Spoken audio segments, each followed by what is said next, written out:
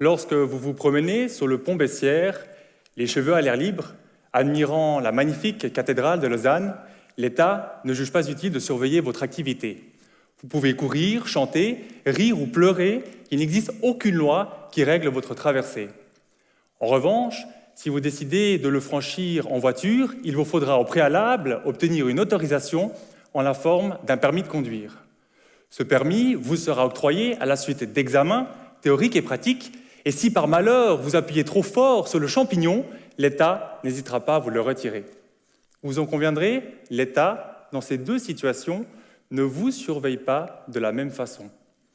Mais pourquoi existe-t-il une telle différence? Dans mon exemple, la raison est presque évidente.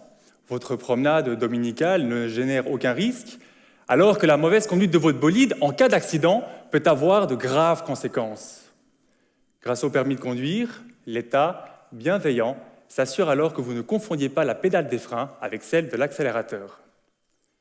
Mais qu'en est-il alors des personnes qui exercent une activité dans le monde de la finance?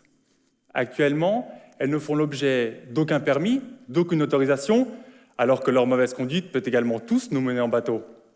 Pensez-vous que leur activité doit rester associée à celle du piéton, libre de toute autorisation, ou au contraire à celle du conducteur, soumise à des exigences particulières? Vous avez un doute? C'est là que j'interviens.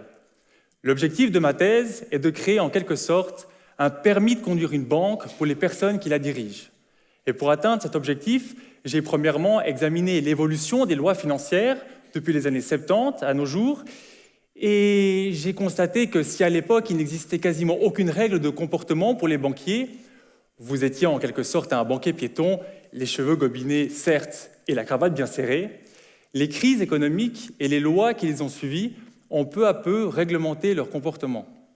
Deuxièmement, j'ai comparé le métier de banquier avec ceux de médecin et d'avocat.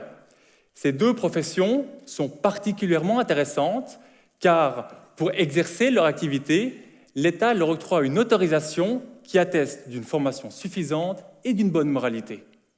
Ainsi, l'État s'assure, à l'instar du conducteur, que votre médecin sache distinguer votre jambe gauche de votre jambe droite s'il doit vous opérer, ou pire, que votre avocat ne tente pas de vous mettre en prison alors que vous l'avez engagé pour vous en sortir. En me basant sur la réglementation de ces deux professions, je propose dans ma thèse de soumettre les banquiers à un système d'autorisation équivalent. Ainsi, la prochaine fois que vous irez voir votre avocat, votre médecin ou votre banquier, que ce soit en voiture ou à pied, vous vous y sentirez en toute sécurité.